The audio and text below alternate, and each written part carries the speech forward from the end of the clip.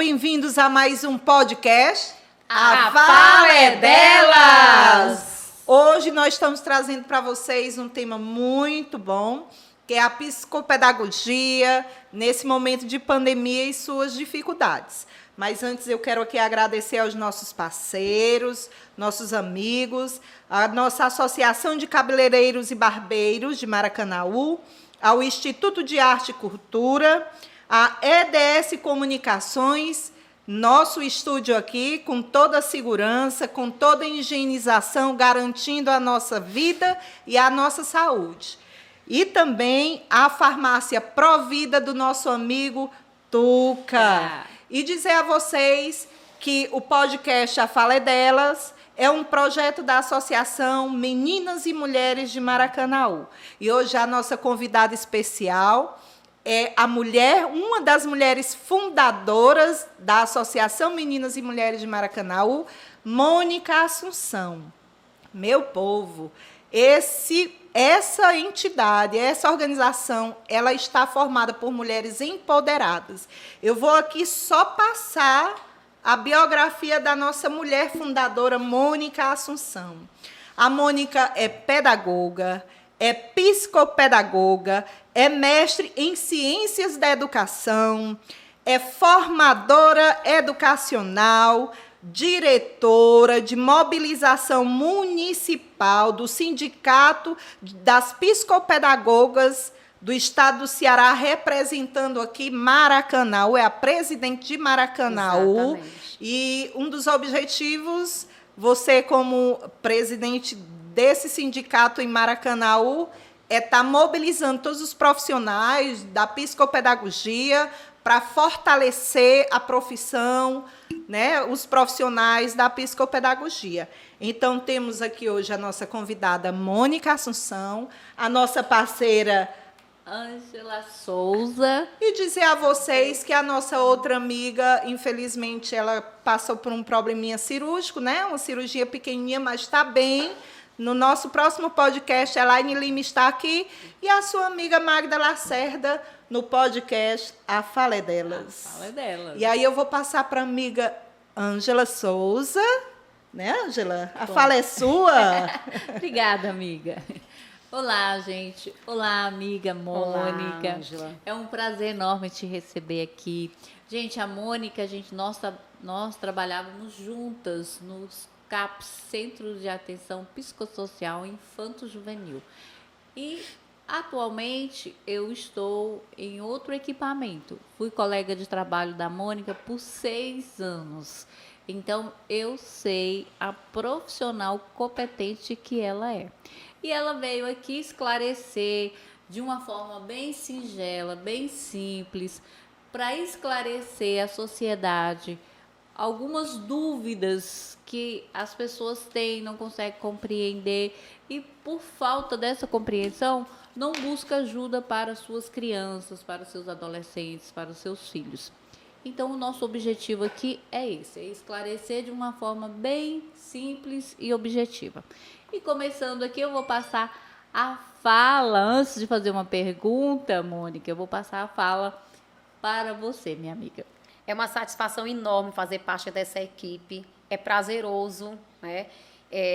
Estamos se autodescobrindo, na verdade. Por quê? Porque é um grande elo de conhecimento nessa equipe. Né? Tanto que tem vários projetos a serem desenvolvidos nesse grupo, né? No qual eu posso especificar do meu projeto, que eu estou tentando rever, né, com as amigas, com as colegas, a necessidade do nosso bairro, que eu moro ali no bairro Alto da Mangueira, então, assim, faz tempo que eu venho desenvolvendo um trabalho social ali no nosso conjunto, né? Alto da Mangueira. Já fui professora de escolas conveniadas, como a Magda já sabe, já conhece, lá no bairro Alto da Mangueira. Lá pude perceber algumas necessidades. Então, dentro dessas necessidades, né, que me chamou bastante atenção, Magda, foi trabalhar em cima dessas dificuldades de aprendizagens escolares. Por quê? principalmente nesse período de pandemia, né? As nossas crianças muito desacreditadas, nossos pais tendo que ser professores dos seus próprios filhos, né? Essa foi uma dificuldade que nós também enfrentamos, a escola também passou por essa dificuldade. Por que eu falo isso, Magda? Porque a escola, ela também foi tudo pego de surpresa, né?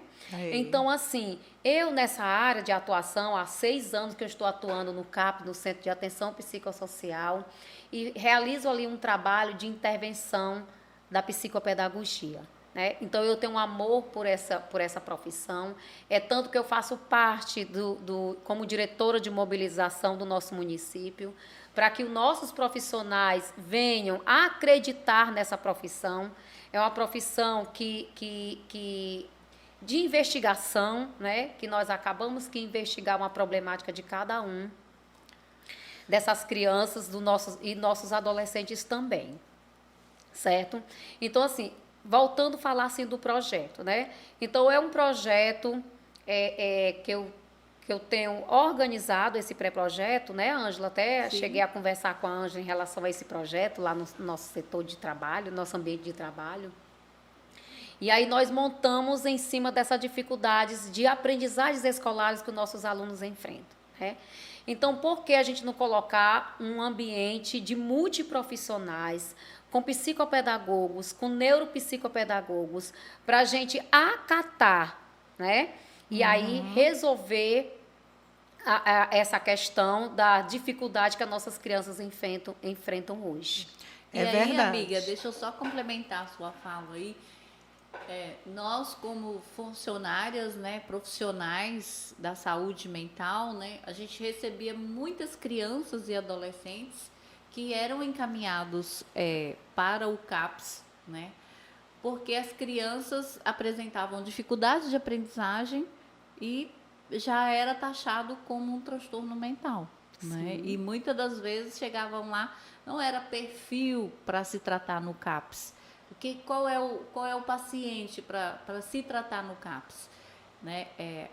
Aquela criança ou adolescente que apresente transtorno mental de moderado a grave e dependência química. Né? Então, assim, já teve alguns colegas de outros equipamentos que questionavam, mas lá não tem psicopedagogo? Sim, a gente vai tratar dessas crianças que têm o transtorno associado com as dificuldades de aprendizagem. Nós precisamos desse profissional nas escolas públicas, nas escolas particulares, nos setores da saúde, né, hospital. Nós precisamos desse profissional onde precisar dele tem que ter um profissional. Isso é muito restrito. Né? Isso acaba desvalorizando a nossa categoria, né? Eu falo nossa categoria, gente, porque eu estou quase concluindo a formação de psicopedagogia também, né? Então a gente via muito dessas questões. Então hoje nós estamos aqui com a nossa convidada, Mônica Assunção, para ela esclarecer para as pessoas o que é psicopedagogia, quais são os seus objetivos, né? Mas antes dela falar, eu quero aproveitar um trecho da fala dela, quando ela falou das dificuldades que a família e a escola teve nesse período de pandemia. Foi muito assustador. A gente fez faculdade juntas, né, pedagogia. Isso. E eu estive em sala de aula também. Já hoje eu não estou mais, hoje eu estou na área da saúde.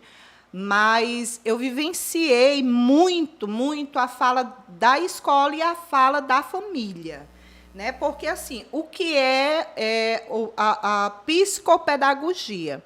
É a ciência que estuda, né, a área do aprendizado, né, da aprendizagem e da mente humana. A fala da Mônica, Ângela, é muito interessante, porque na escola a gente ouvia muito, na escola de ensino básico e educação infantil, de que a escola, os pais jogavam a responsabilidade do educar e do ensinar para a escola. A partir dessa pandemia, Mônica, eu vi um sofrimento e um avanço ao mesmo tempo. Eu acredito que com todo o sofrimento que a família passou em as escolas fechadas, a família entendeu e conseguiu sentir o papel do educador, né?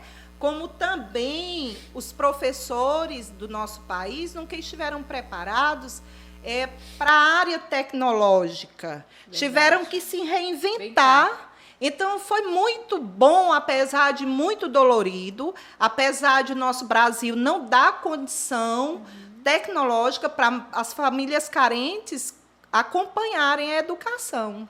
Então, a importância que eu vejo na dor que está sendo passada ainda, né, foi essa. Inclusive, Magda, eu sou professora de graduação há 8 anos, eu trabalho na Faculdade de Maciço de Baturité, FMB, e no início da pandemia, eu quase pedi minha demissão, porque eu tive que me reinventar, recriar, e eu não estava conseguindo, até porque eu sou da geração X e eu tenho pouca habilidade com a tecnologia. Então, eu já sou da geração do ABCD. Então foi muito complicado, muito difícil para mim. Então, a maioria das queixas que eu recebia no setor, no meu ambiente de trabalho, né, como atuação psicopedagoga no Centro de Atenção Psicossocial, era relevantes a essa situação da criança não ficar concentrado, ele não para quieto, ele não quer assistir aula online, ele se cansa, ele não consegue, então ele não consegue desenvolver as habilidades da leitura, não consegue acompanhar as aulas online. Então, isso foi reclamações persistentes, tanto da escola como dos nossos pais, das nossas crianças. Né? Então, foi difícil a gente poder fazer com que ele venha se adaptar a esse novo, esse momento novo. Não é verdade. Isso? Mas... Então, para os nossos adolescentes, a habilidade foi maravilhosa, porque eles adoram, eles amam a tecnologia, mas as crianças ficou mais difícil. E a gente, que não é mais nem criança nem adolescente? Exatamente. Eu senti dificuldade também, viu, ano passado. Eu aprendi muita coisa na área tecnológica, nessas redes sociais e mídias. Olha aqui a gente fazendo um podcast, a fala é delas, né? Pura tecnologia, levando informação clara e objetiva para vocês. Com muita satisfação, né? Então, vamos lá, Mônica. Quais os objetivos da psicopedagogia? Bom, assim, nós temos uma ação preventiva, né? Identificando os obstáculos e as dificuldades de aprendizagem.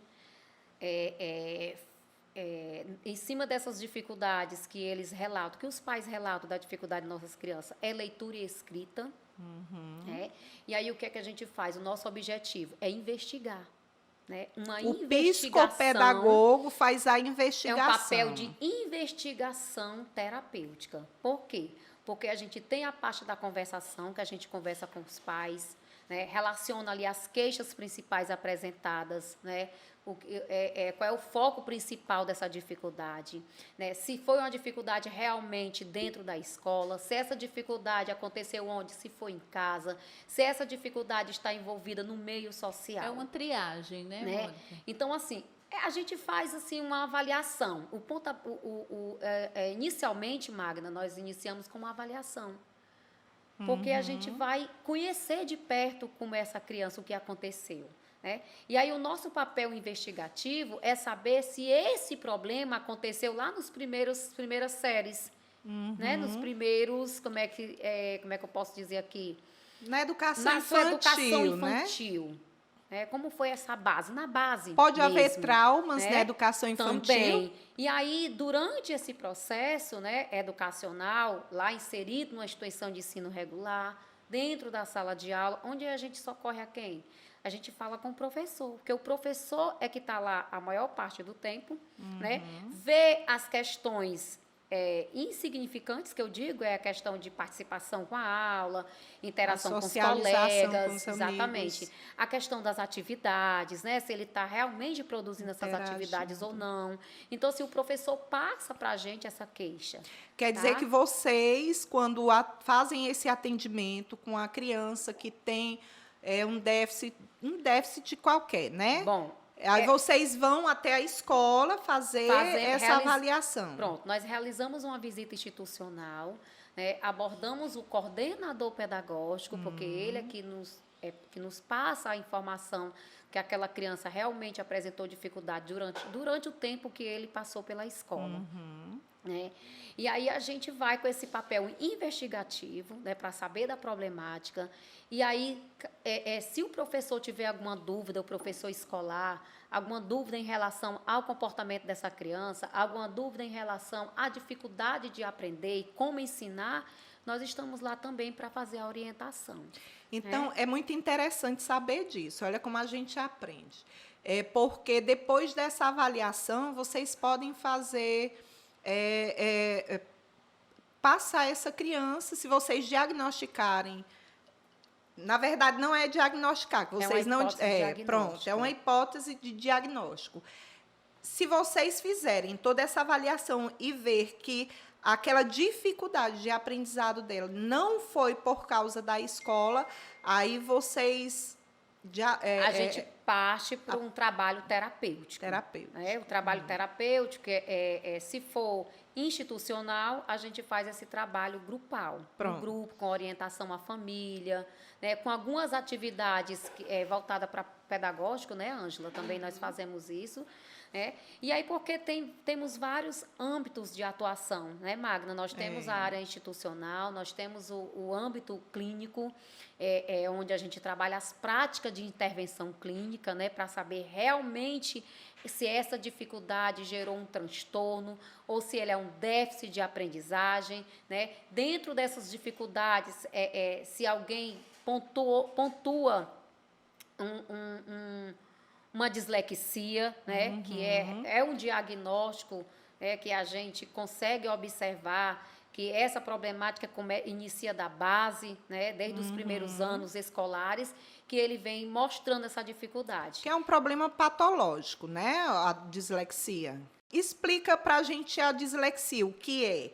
A dislexia é quando a gente não consegue unir a junção das sílabas e fazer É quando você não consegue realizar as habilidades da leitura. O que é as habilidades da leitura? Né? É ler corretamente, né? É ter uma escrita corretamente, né? Tem a troca de letras, tem a questão da disgrafia, que você não consegue escrever. Né? Tem a questão da memória, envolve atenção, percepção. Né? É todo um aspecto cognitivo. Né? Ele pode ter ele pode conseguir ler, mas ele não tem aquela habilidade da leitura.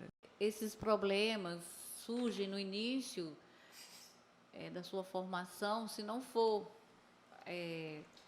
diagnosticado ou pré-diagnosticado a tempo e tratado, isso pode causar sérios problemas na fase adulta dessa criança, né? Então, é importante os pais entenderem, né, qual a função, quais os objetivos do psicopedagogo e buscar ajuda correta para os seus filhos, né? Tem uma frase que eu gosto muito, que eu não sei nem quem é o autor, esqueci, mas se não me engano, não lembro, mas eu lembro da frase que fala assim: se o aluno não aprende do jeito que a gente ensina, então devemos ensinar do jeito que ele aprende. Foi Paulo Freire, não? Foi Paulo Freire. Paulo Freire.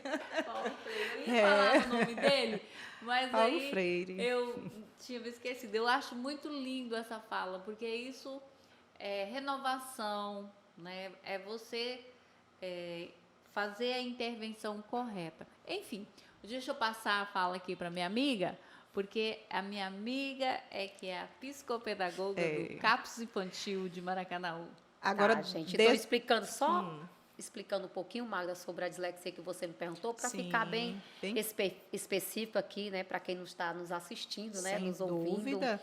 Talvez até alguma mãe identifique, com né? Com certeza, né? Então, assim, a dislexia ela é um distúrbio, né? É um problema genético e hereditário, pode ser, né, de acordo com a investigação, certo? E ele pode partir, né, dentro do processo de alfabetização. Então, é um processo que a gente percebe na base, né? Então, assim, são vários critérios de avaliação dentro para você colocar em prática, para você descobrir se realmente dislexia, você tem que fazer um teste, né? Tem os Sim. testes, tem as dificuldades, tem os relatórios dentro dessa dificuldade. O que é que o relatório apresenta dentro das dificuldades? Certo? Então, assim, temos um problema essa criança, ele pode ter um problema de lateralidade, ele pode ter um transtorno ou um déficit, né, de aprendizagem. Mônica, Esse é que é a dislexia, quando você falou já que a antes. conversa tá tão boa, eu tenho uma amiga, a Alexivane, ela fez pedagogia também, Sei. naquela época que a gente fez, e às vezes ela estava em sala de aula e ela ligava para mim, Magda, me ajuda? Aí eu digo, o que é, Vânia? Ela dizia, mulher, me diz aí onde está a minha direita e a minha esquerda. Ela tem problema de lateralidade, entendeu? E ela só conseguiu identificar esse problema quando ela foi para dentro de sala de aula. E ela, na época, tinha 26 anos de idade. Né? Já tinha 26 anos. 26 olha, anos você de vê? idade. Ela só se identificou quando ela foi ser professora. Olha, pra Até você. aí ela não sabia que ela tinha problema de lateralidade. Ela me ligava, ela em sala de aula. E aí eu digo, o que é que está do lado do teu coração? Aí ela dizia. Aí eu digo, pois... E eu tinha que identificar. Ela não identificava o coração dela como esquerdo. Ela tinha que identificar o móvel que estava do lado do coração dela para ela saber que era o esquerdo. Eu sei. Né? Muito bom.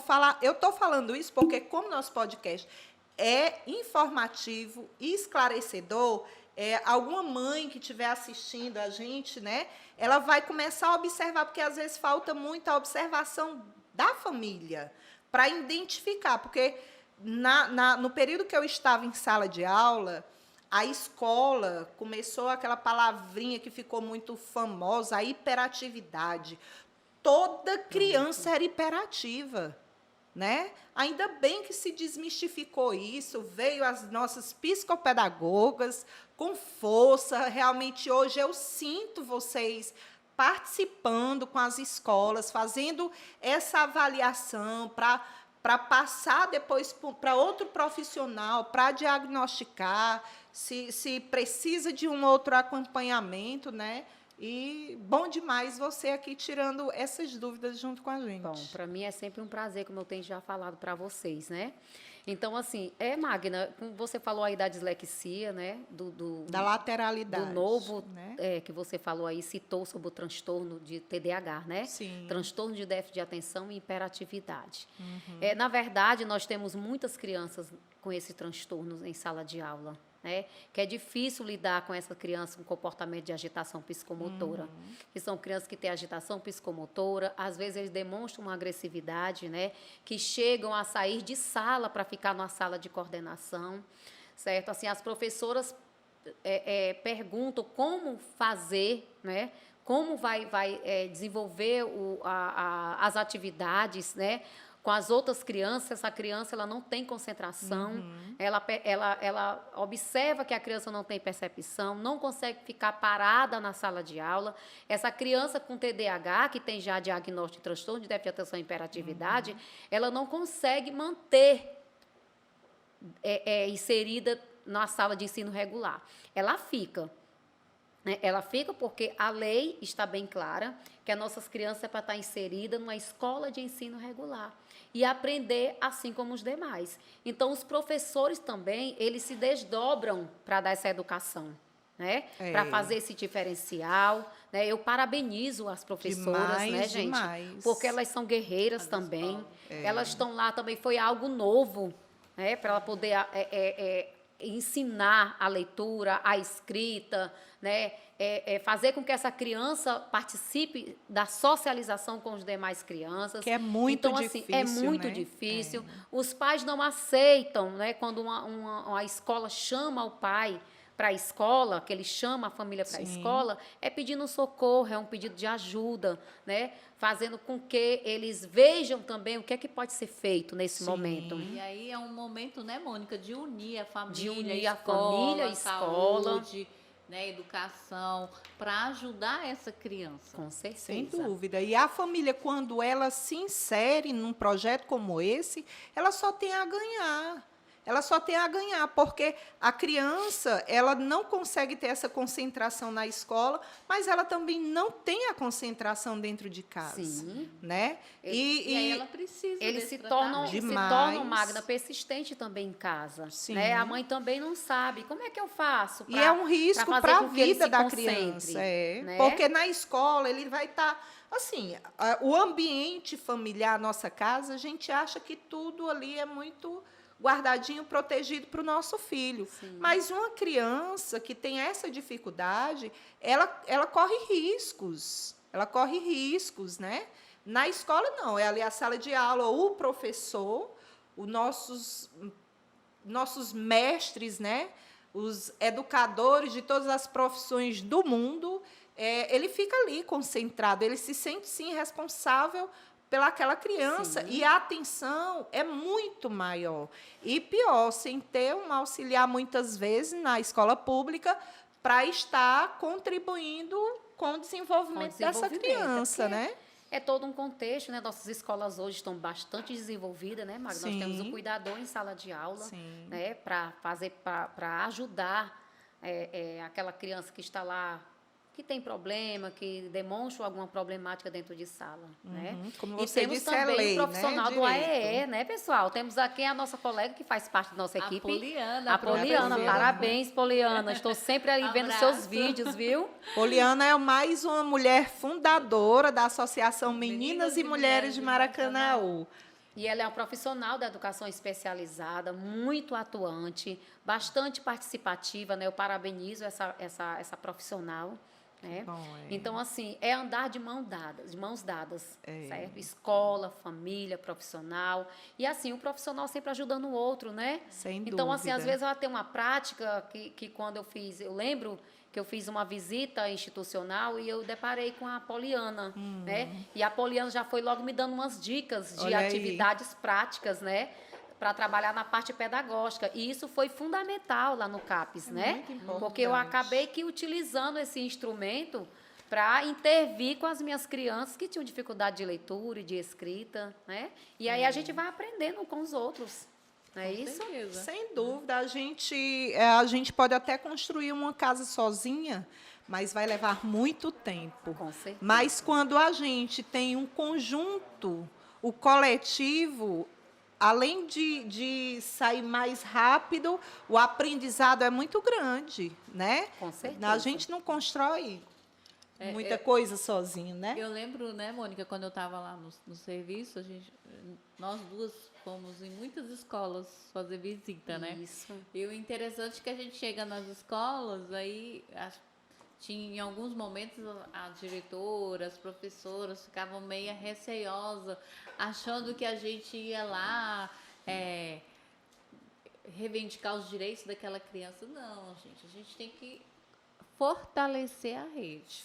Né? Se a escola tem dificuldade, os profissionais da saúde mental têm que discutir caso com a escola, com a família, para que a gente possa fazer essas intervenções com essas crianças, né? Exatamente. Mais alguma coisa, Magda? Eita, menina, você que manda, aqui, né? Aqui nesse grupo de mulheres. Eita, todas mandam, viu, gente? Né? Então, assim, é muito importante a gente saber o papel do psicopedagogo, né? É muito importante. É um trabalho de conjunto com a escola, o profissional é que faz a avaliação do aprendizado e a questão da mente humana, e muito esclarecedor essas suas palavras. Agora, sim, eu queria saber de você. Você, como profissional da psicopedagogia, você teria alguma dica para passar para as famílias que têm algum filho, alguma criança que tem alguma dificuldade, ou a família... Porque a gente diz logo assim, esse menino não é normal, né? A fala popular. E qual dica você, como profissional, daria para essa família para trabalhar com essa criança ou observar? O que é que você tem? Bom, Magda, como eu te falei, né, são N problemáticas que nós passamos pelo processo de investigação, né? Então, assim, de acordo com algumas dicas, se o problema for da escola, se um problema for relativo institucional, os pais falam, não está querendo assistir às aulas online, não realiza as atividades que a gente traz da escola, ele só quer passar a maioria do tempo no celular, né? E aí, sim, de acordo com cada como é que se diz? De acordo com cada caso. cada caso, de cada cada situação, criança. a situação de cada criança, a gente descreve um olhar, né? Então, assim, a maioria deles dificuldade de lidar com a tecnologia, Sim. dificuldade de realizar as atividades, né, que os pais buscam na escola, trazem e eles realizam as atividades. Então, está sendo uma dificuldade muito significante, né, para o papel dessa família, certo? Porque as famílias aqui trazem problema, né? Então, assim, eu descrevo para eles uma rotina, né? Eu digo, paizinho, qual é a mãe, né? De acordo com quais deles estão lá acompanhando a criança, né? Então, assim, eu descrevo para eles a rotina, que é muito importante a gente saber a hora que acorda e a hora que ele vai dormir, né? Então, assim, paizinho, o que é que você está fazendo em casa durante o dia com essa criança, né? Então, vamos lá. E aí, eu dou aquela dica, quando acordar, merendar, né? Se a aula for pela manhã, sentar com ele e assistir essa aula, tirar um tempinho para acompanhar essa criança, né? Essa criança ou adolescente. Ser realmente participativo mesmo, né? Não que ele seja professor, que eles estão com essa visão de ser professor, mas, na verdade, eles vão fortalecer, vão orientar essa criança, vão estimular para que ele possa estar ali assistindo aquela aula, né? E aí, para tirar da ociosidade, não ficar 4 horas ali estudando, ele sai um pouquinho, né? Eu pergunto também sobre o cantinho, se ele tem um canto específico para esse estudo, né? Esse estudo não é um escritório, né? É um cantinho da casa que ele gosta de ficar, mas que seja um canto reservado para essa criança, é o canto do estudo. Tá entendendo? Sim. E se durante esses intervalos do estudo, ele tem uma conversa, ele tira para brincar, assistir um vídeo diferente, né? Ou uma música, se a criança gostar de música, tem criança que gosta muito de música, né? Porque a música também traz um relaxamento para essa criança, né? E essa questão da interação. Que é muito importante. Muito né? importante da família com essa criança. Eu sei, Mônica, que a gente às vezes diz assim, mas eu não tenho tempo porque eu tenho que trabalhar, Sim. né? Tem muita Mas coisa essa que criança não fica escuta, com né? alguém, né? Essa criança fica com alguém. Com o responsável. Pois é. E aí que essa rotina, se o pai ou a mãe tiver que trabalhar e deixar com o responsável, que essa rotina da criança seja passada para o responsável que vai ficar, né? Porque vem automaticamente. Como é que eu vou fazer tudo isso se eu trabalho? Então, a escola educa, a escola ensina e a família educa. Então, essa rotina é o educar também, até para que essa criança ela cresça com a responsabilidade, né?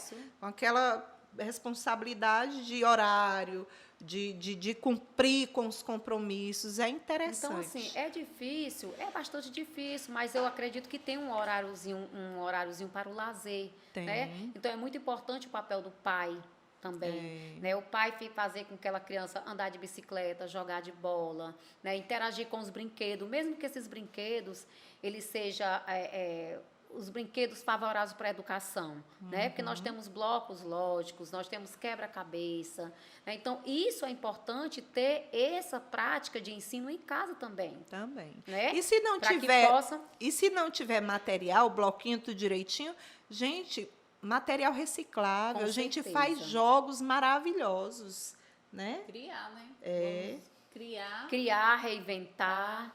para atender às dificuldades das crianças. E aí a gente vai fazendo aquele papel de orientação, né?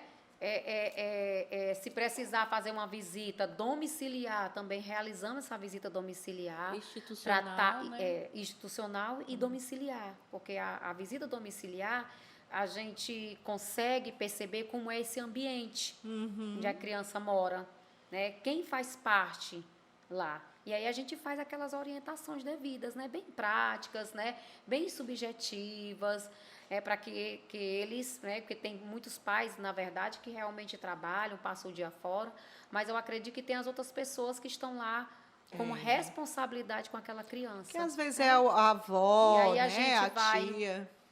orientando e vai dando certo, né? Mônica, só uma pergunta aqui para tirar uma dúvida, que eu acredito que muitas pessoas, muitas famílias têm. Lá no CAPS, você é psicopedagoga institucional ou clínica? Nós somos institucionais, né? Porque assim, lá não é ambulatório, né, Ângela? Um ambulatório é que nós realizamos o acompanhamento clínico, né? E lá no CAPS, a realidade do CAPS hoje é trabalhar intervenção institucional, né? E práticas educativas da aprendizagem. Educativas da aprendizagem. Que nós utilizamos lá atividades voltadas para a leitura, atividades voltadas para a escrita. Muitas das vezes realizamos artes, né? Artes educativas. Utilizamos a ludoterapia para quê? Para que a gente trabalhe a prática das artes de atividades de pintura, né, de recorte, de colagem. E aí, para trabalhar a parte da socialização, Ângela, a gente desenvolve muitas vezes grupos, né? Como você sabe e conhece a realidade do CAPS, nós trabalhamos em grupos para trabalhar a parte de socialização. E aí, lá no CAPS, eu tinha vários grupos, eu tinha um grupo cognitivo. Ai, né? que legal. Eu Fala tinha um pouquinho dos seus grupos. Eu tinha um grupo cognitivo, que é um grupo que trabalha a estimulação, né, do desenvolvimento das práticas de artes, né? A maioria das vezes era Psicomotora da recorte, criança, né? colagem, observar realmente a questão da interação, que grupo é mais de um, são 4 crianças, na verdade, a maioria das vezes eram 4. E aí a gente observava a questão dessa interação com os outros, né? A questão do recorte, a questão da colagem, da atenção, da própria percepção. De regras, né? Exatamente. E aí eu tinha também, era o grupo, aliás, eu tenho, né? Tem. Vou contar. Explica aí, assim, Mônica. gente, eu falei tinha porque hoje nós estamos Suspenso, né? Os suspenso grupos. um pouco em relação aos grupos. Por causa da pandemia. Por conta da pandemia, como vocês sabem. Mas era muito gratificante trabalhar com essas crianças em grupo, né? Os pais ficavam bastante satisfeitos com essas nossas atuações. O CAPS Infantil tem mais ou menos 26 grupos. Todos os profissionais lá, eles têm grupos, eles têm que estar atuando em grupo. Por exemplo, na época que eu trabalhava lá, tem um mês que eu não estou mais lá, eu trabalhava com grupos de família, atendendo as famílias. Por exemplo, a criança ia ser atendida pela Mônica, psicopedagoga, e tinha alguma demanda para o serviço social, e aí eu ficava com a família e a Mônica com a criança. Então, assim, lá é fantástico a questão de grupos, muitos grupos, e são grupos que realmente tem resultados, né? Exatamente, com certeza tem, como tem. E aí, Magda, para te explicar um pouquinho, né, para as pessoas também, eu tinha um grupo de leitura. Que bom. Que é aquelas crianças que chegavam com dificuldade na leitura, eu realizava as atividades voltadas para a leitura com esse grupo de leitura, certo? E aí tínhamos também eu tinha um grupo de meninas, grupo de leitura, cognitivo, grupo de meninas. Tinha outro, Ângela, não estou lembrada agora. Eu lembro que eu participei com você o grupo de leituras, mas foi por pouco tempo, porque eu tinha o grupo de família e o grupo de família AD, que é para familiares de álcool e drogas. Eu lembro só desse, mas você tinha vários. Bom, era Menina, essa cognitivo. pandemia faz tanto tempo. 2 Dá uma anos saudade, já. né, achando. do trabalho. Então, Agora deixa eu fazer uma pergunta para vocês, né? Já as duas trabalharam juntas no CAPSI, né? Isso. E aí a gente sabe que Maracanaú tem uma média de mais ou menos 230 mil habitantes. Cresceu, né? E esse atendimento de vocês, que já faz 6 anos, né, Mônica, que você está lá, você acha que, não sei se você tem essa estatística, se tiver, ótimo, mas você acha que o índice de atendimento é alto, é Tem baixo, crescido bastante. tem crescido. Porque Depois da em média, Magna, nós recebemos por dia, para a triagem, né, Ângela? São três a cada dia. Isso por causa da pandemia. Isso por causa da pandemia. Antes da Aí você pandemia era multiplica, aí é 5 dias na semana. 5 dias na verdade, semana, nós segunda a temos- sexta. Pronto, são 20 dias no mês. Então, você multiplica 20 dias no mês por 3 crianças, dá 2 vezes 20? Não, 3, dá 60 crianças no mês. Hoje lá tem E mais antes de da pandemia, vocês têm ideia? 2.700 e poucos prontuários, né? É mesmo? É. Só aumenta a Quer demanda. dizer, é 1% da população de Maracanaú que precisa de Atendimento. uma avaliação, um atendimento de um grupo multidisciplinar, né, com psicopedagogas, psicólogas, assistentes sociais, Terapeuta ocupacional, terapeuta ocupacional, fonoaudiólogo, arteterapeuta, Fonoaudióloga, fonoaudióloga. Pois é. Então, enfermeiro, uma equipe completa. show. Psiquiatra Psiquiatra. e clínico. Que bom, né? Inclusive, Mônica, eu fiz o convite para o doutor Rafael, que é clínico, e para a psiquiatra a doutora Letícia, para vir falar com a gente aqui. A fala é delas e ela ficou de me dar uma data. Manda um abração show. lá para ele. Pode deixar. Eu sim. E, Mônica, para a gente fechar essa conversa maravilhosa, qual a mensagem que você deixa para as famílias, para os nossos amigos aqui que nos assistem? Eu deixo aqui a mensagem para os pais, nossos pais, né, que não desistam dos seus filhos, né? Que isso não é uma responsabilidade só de vocês, é nossa também, enquanto profissional. Nós temos o grande prazer enorme estar atuando nessa área da psicopedagogia, para abraçar essa causa da dificuldade, investigar juntamente com vocês esses problemas, né? No intuito de melhorar essas dificuldades e desenvolver a autonomia dos seus próprios filhos. Muito bem. Né, Magda? Isso. Então, assim, para os profissionais da psicopedagogia, vamos se unir cada vez mais. Nós precisamos fortalecer a nossa categoria da psicopedagogia. Então, a psicopedagogia, ela abrange vários âmbitos da aprendizagem, institucional, clínico, né, hospitalar.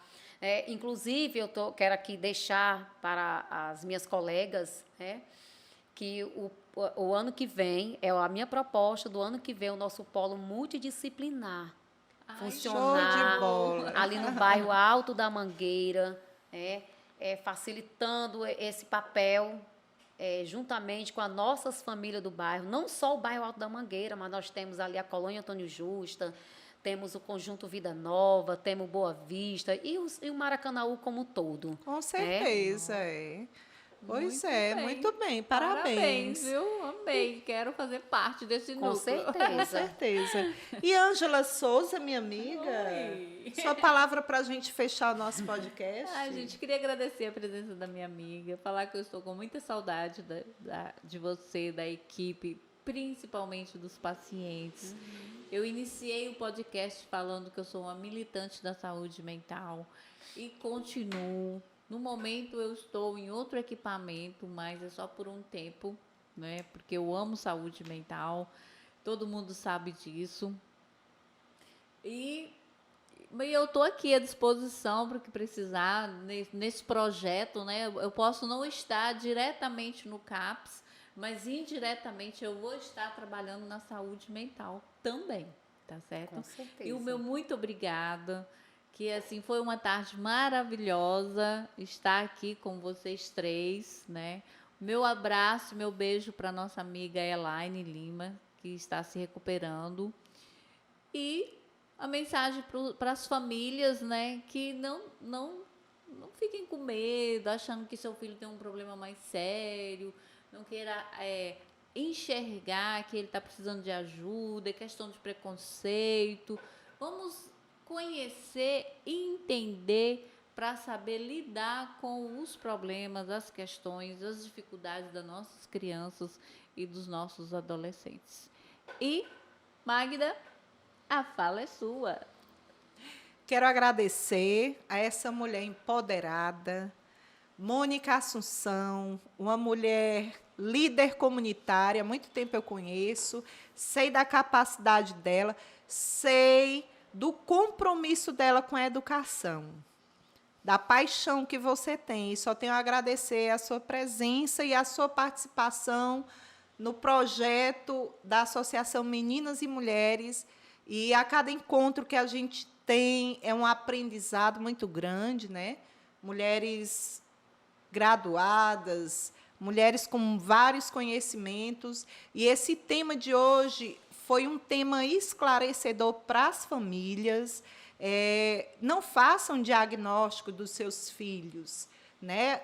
Os profissionais, eles estão aí para contribuir com o desenvolvimento do filho de vocês. Sim, então, levem, se vocês acharem que os filhos de vocês têm alguma dificuldade, procure a escola, que é o papel da escola, peça à escola para procurar os profissionais, a equipe multidisciplinar, que a gente acabou de falar aqui, e não deem diagnósticos antes da hora. Né? O pessoal adora dar diagnóstico. Pois é. E deixem os profissionais fazerem o trabalho. E para fechar um diagnóstico, Magda, leva tempo. Sim. Não é assim. É igual a Mônica falou, é uma investigação, é um processo longo, a longo prazo. Né? A gente não consegue fazer isso. Olhei, essa criança tem dislexia, tem Às vezes a TDAH. Criança não tem nenhum problema, ele só quer atenção, né, Mônica? Verdade. E é isso. Então, observem mais, olhem mais os seus filhos. Eu sei que é difícil criar filho, a gente precisa trabalhar, a gente precisa alimentá-los, né? A gente precisa manter a casa, mas a gente não pode tirar o olhar para os nossos filhos. E é isso. E muito obrigada pela sua presença. E vamos finalizar aqui com mais um podcast. A Fala é Delas!